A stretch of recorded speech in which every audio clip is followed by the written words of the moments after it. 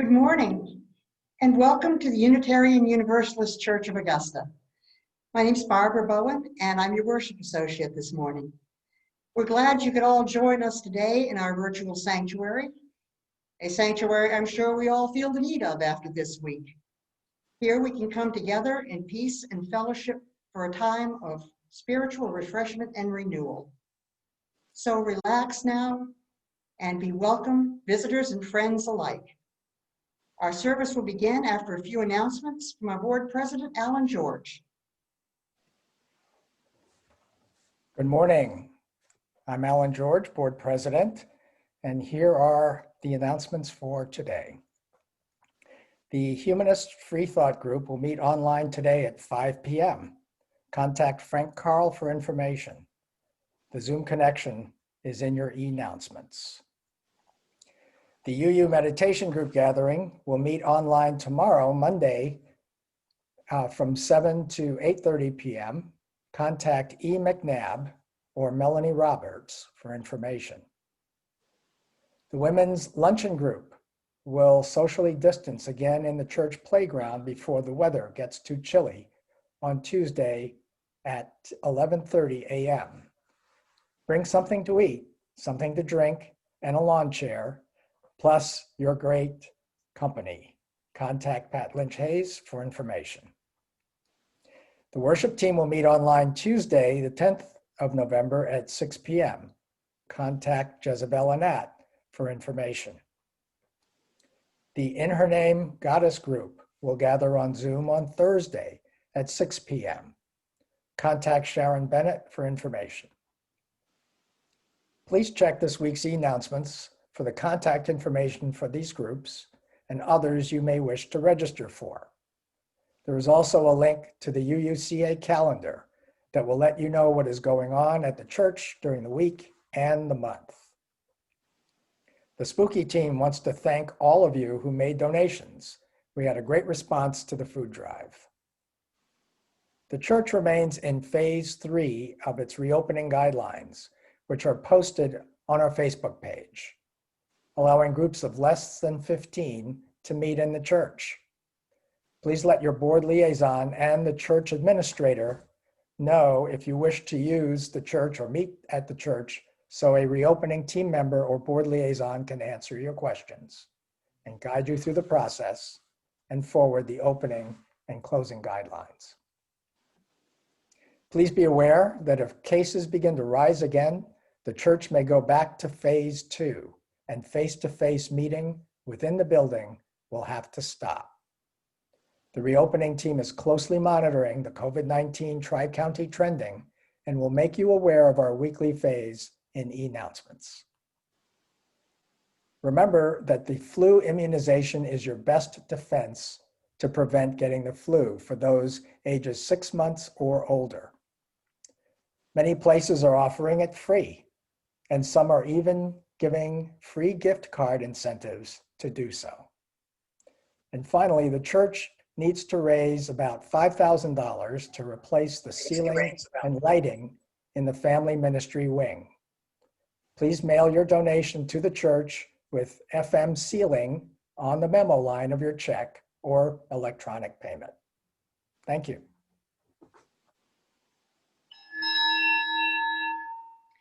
Now, let us join together in singing along with David Netches, our music director, for our opening hymn, Come and Sing a New Song. Good morning, all. It's wonderful to see everybody signing in and joining us on this wonderful day. Come Sing a New Song is not in our hymnals. This is a song that I wrote a few years ago for the choir and the congregation to sing. And so we're going to sing it now, and the words will be up on the screen. And so please join me.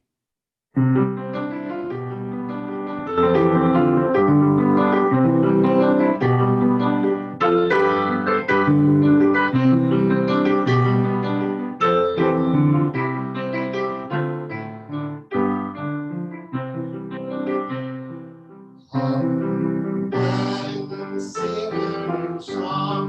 Come and all join along. Come and sing a new song.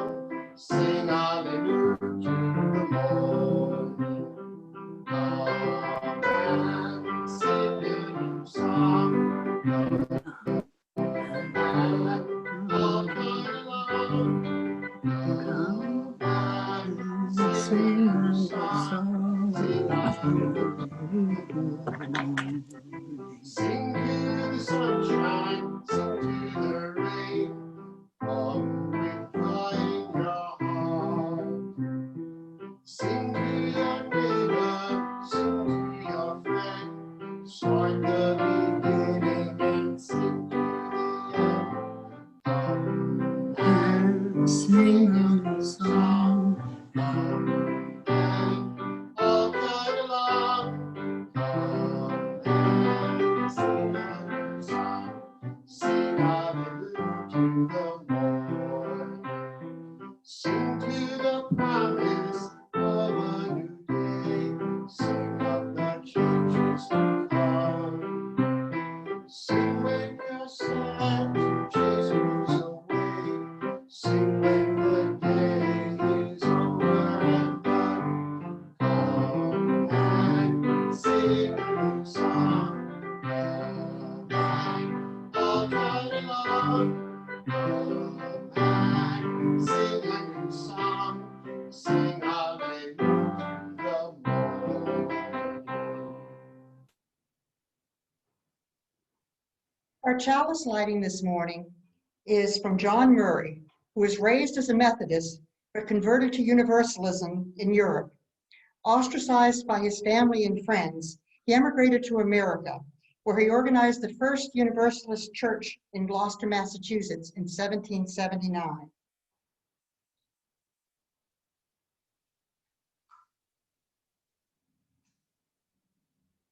Give the people something of your new vision. You may possess a small light, uncover it, let it shine. Give them not hell, but hope and courage. Preach the kindness and everlasting love of God.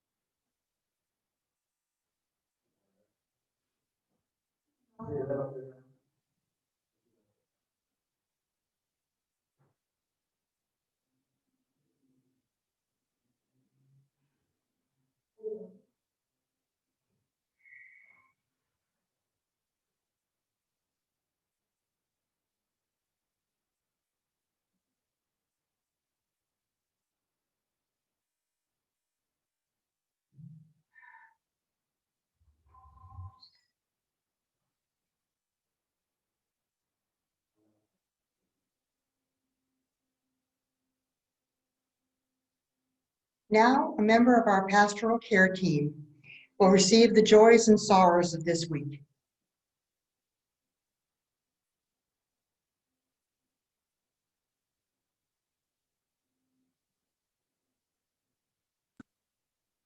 Good morning, Mrs. Marika Bhattacharya, and I am providing the joys and concerns part of this service. Now is the time in our service when we are invited to share the joys and sorrows that are shaping our lives. As I read this text, please think if you have a joy or sorrow to share today, and hit the raise hand icon on your screen if one comes to your mind. Because we are a small congregation, we have this luxury to share our lives in person. Be aware also that the joys and sorrows are kept private. They are not recorded as the rest of the service is. During this time, we first remember those who cannot be with us today. We also remember those in military services and their families. Now, if you wish to share a joy or sorrow, please raise your hand.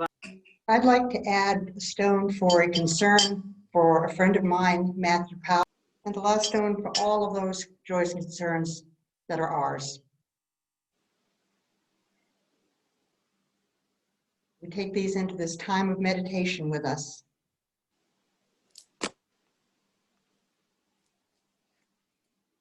This week has been hard on all of us as we have tried to steer our ship of state through turbulent waters. We have fought for our rights. We have stood up for the rights of others. And we know that the fight is not yet over.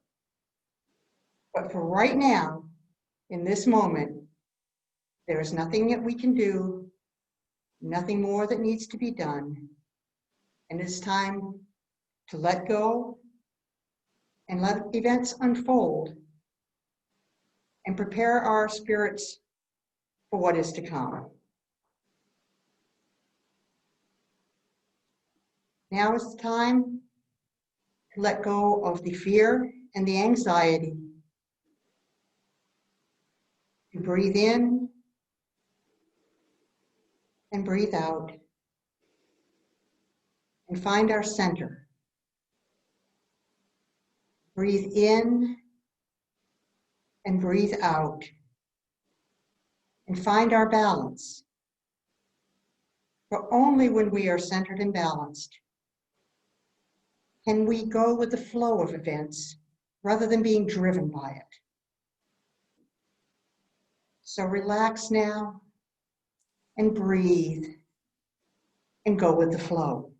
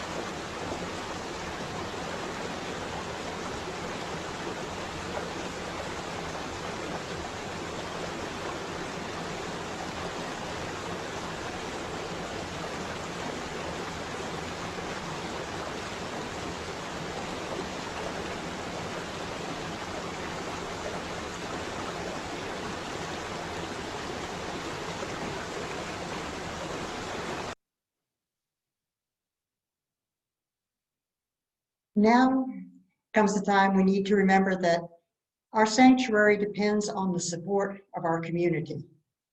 If you would like to contribute financially, you can do so at the web address that will be appearing on the screen. You can also send checks to the church made out to UUCA at our physical address at 3501 Walton Way Extension, Augusta, Georgia, 30909.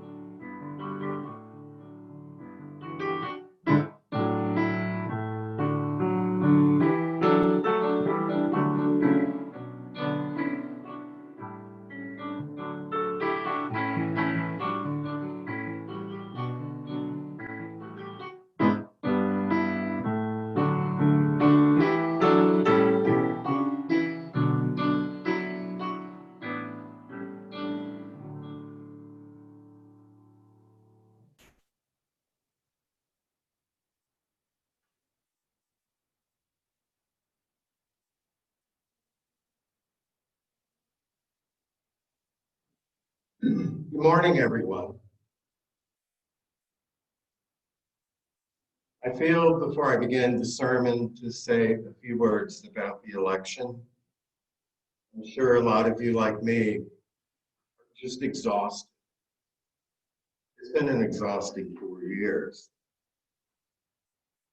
I think we should reach out to the Black women who played a large role in this election, especially in Georgia. But we're not done in Georgia, are we? We have 2 Senate runoffs that will determine the balance of the Senate. So buckle up. However, as some of you have said, the large task before us is to heal and reconcile ourselves as a nation. This morning, my sermon explores a bit of our Universalist heritage. And the genesis of this sermon comes from 1988. This is the actual envelope that I found on my desk when I first began ministry at Meadville, Pennsylvania, which is 90 miles north of Pittsburgh and about 60 miles south of Erie. And I noticed that it was mailed on my birthday as well. So when Jan and I arrived in Meadville, Pennsylvania, and I was to begin my ministry, in my office was 2 or 3 or 4 or 5, really, envelopes. And they were stuffed full, and this is one of them. And the envelopes, because we were in the newspaper, we were riding from California to Meadville, it's all plastered on the paper. So this was waiting for the new Unitarian Universalist minister in town. I'd just like to share a few of the pamphlets. And the last one is where the title comes from. Introduction. As evangelists, we witnessed this scene. During her experience, Alvara withered as if in hell, licked her lips frantically for moisture, her eyes sat as she stared at the scene before her, and there was a look of horror in her face. It was terrifying to behold. Rejecter, take warning. Healthy, there is no, it's Own a Beautiful Home is the title. Healthy, there is no sickness here. Disease never enters this country.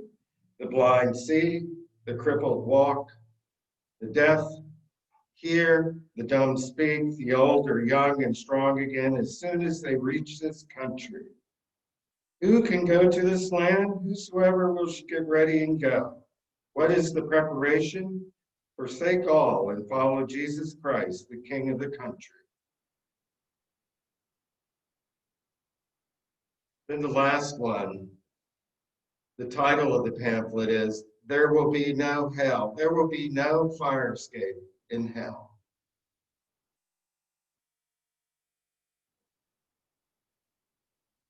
So the sermon title is, There Just May Be a Fire Escape in Hell.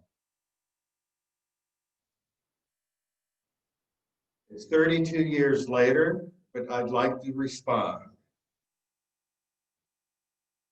Metaphor and myth. We postmoderns have a hard time dealing with this ancient idea of hell. Either we literalize it like in the pamphlets, or we discount it as merely myth. In other words, not real, has no real value. After all, we have outgrown any need for myth. Or have we? Try this on for size. Mythology is a psychology of antiquity, while psychology is a myth of post-modernity. What we called angels and demons, we now call instincts and complexes. Universalism in Hosea Ballou. The myth of hell was no easier for people during the early years of our nation. In fact, it was harder. In New England, Jonathan Edwards was preaching fire and brimstone, and most understood it literally. Revival swept across the nation, damning people to eternal damnation. Both our Universalist and Unitarian forebears led the opposition.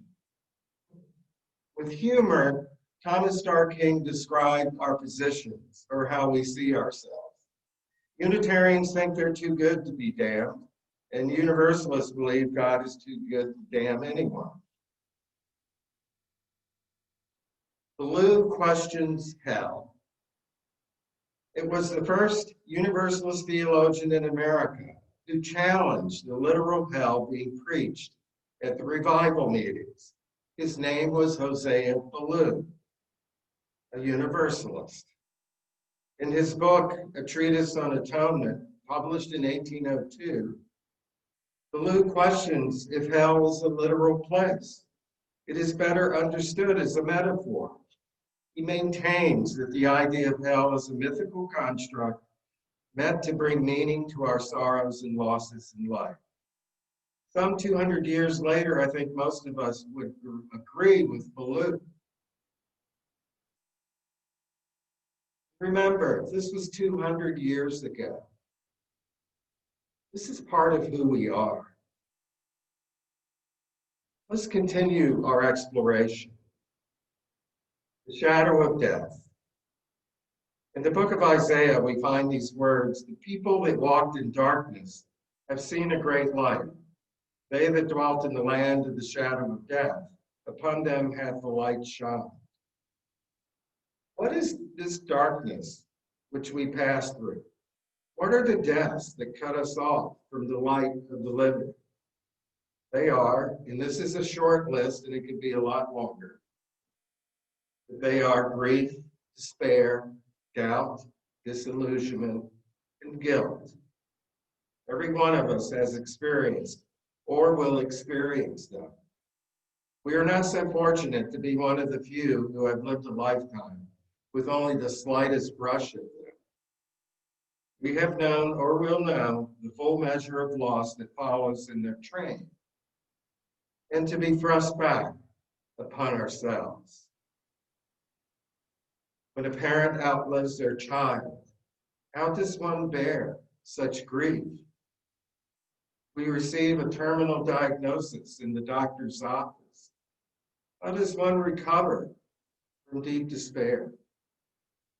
A minister plagiarizes in the pulpit, gets caught, and is overwhelmed with self-doubt and shame. When we abuse those we love most, the guilt can cripple us. In all this, all we believe proves empty, and our confidence gives way to disillusion. The door closes. It is times like these when we feel like someone has closed the door on us. We feel trapped and alone. We can almost hear the door slam. It is telling that in Greek mythology, one epitaph of Hades, the gatekeeper of hell, is he who closes the door.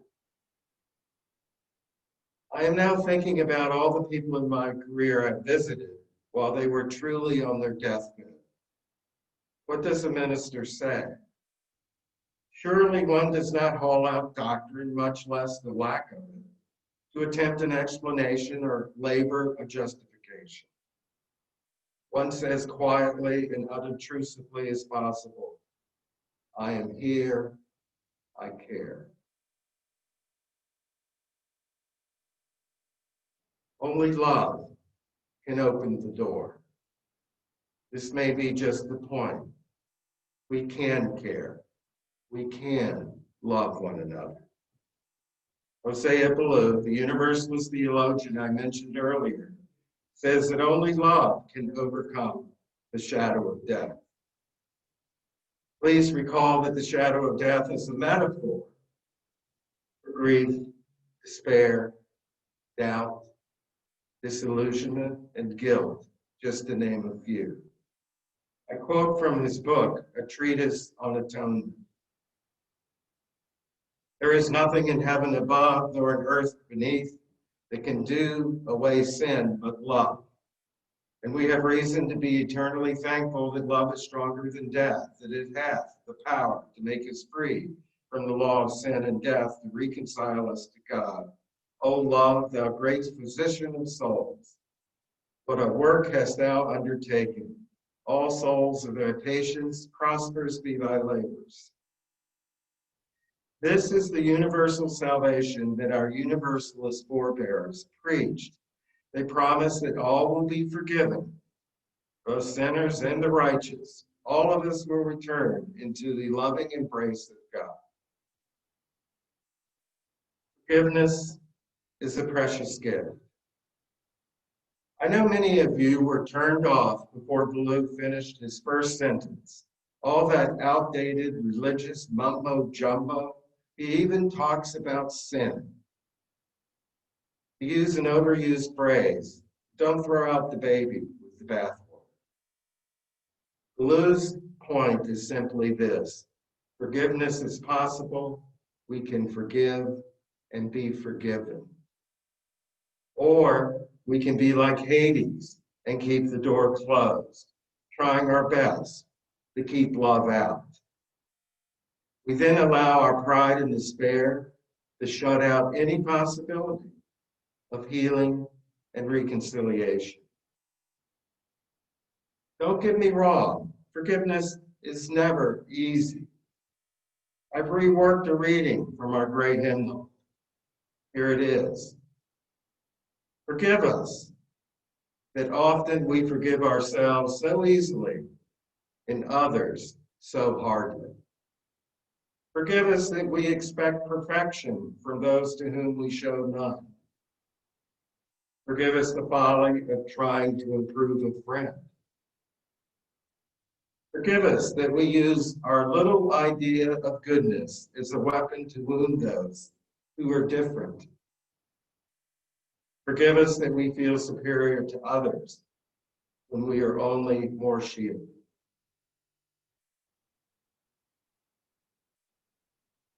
If you consider what we've gone through in the last weeks and throw that into the list, this whole list is hard to live up to, isn't it?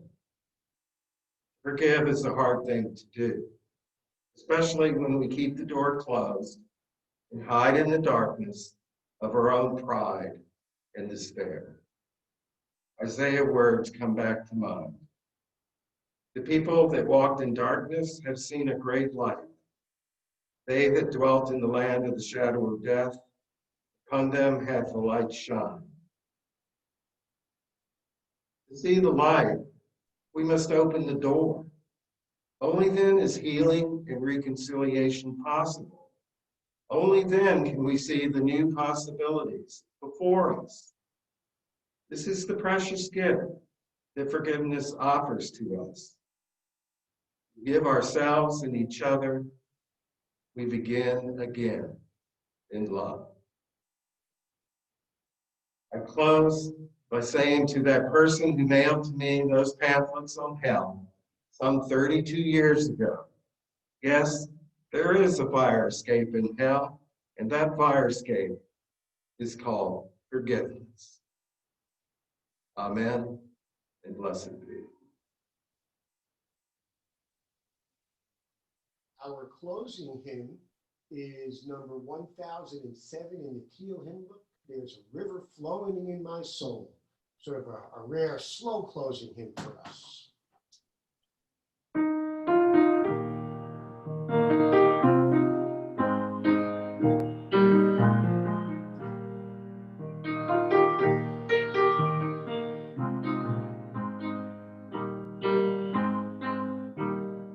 There's a river flowing in my soul.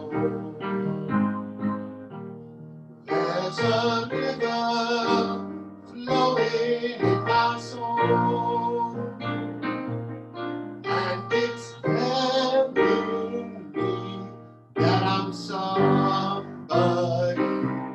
There's a river flowing in my soul.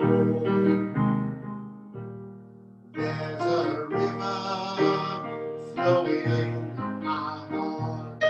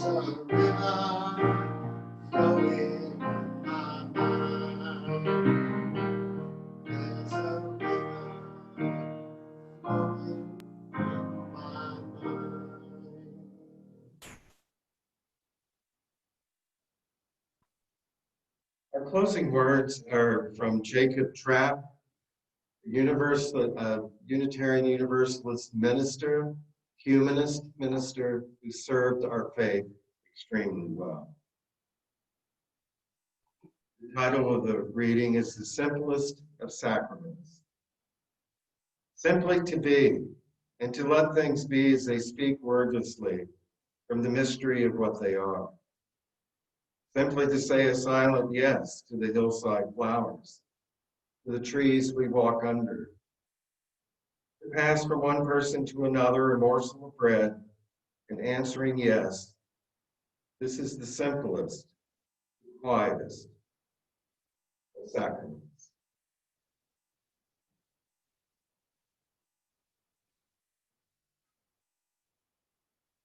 Okay, so when I heard that Reverend Don was going to be talking about hell today, I felt that an appropriate postlude would be a song called Save a Prayer by one of my favorite groups, the Mavericks. And if we were all together in the sanctuary, like I wish we could be, we would probably have Owen on drums and Jezebel on tambourine, and everybody would be clapping their hands and stomping their feet. So when the tempo of the song picks up, feel free to do all that kind of things at home.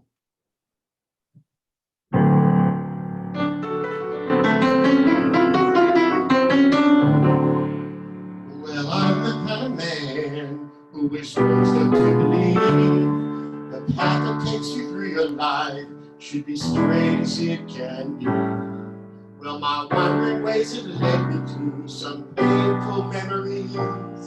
Now the devil's come to take my soul. Oh, won't you say a little prayer for me?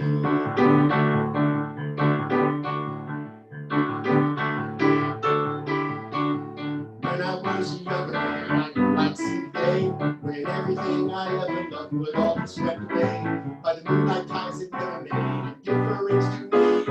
Now you better say a prayer for me. Oh, won't you say a prayer? Say a prayer and show me that somebody out there really cares. Someday you're gonna wish that you would walk this way with me. Now you better say a prayer for me. Well, I've been around this world doing the things I get wrong, and I've been things that make them hard to live it down the road. Now the devil's got control of what goes on inside of me. Now you better say a prayer for me. So won't you say a prayer? Say a prayer and show me that somebody out there really cares. Someday you're gonna wish you would walk this way with me. Now you better say a prayer for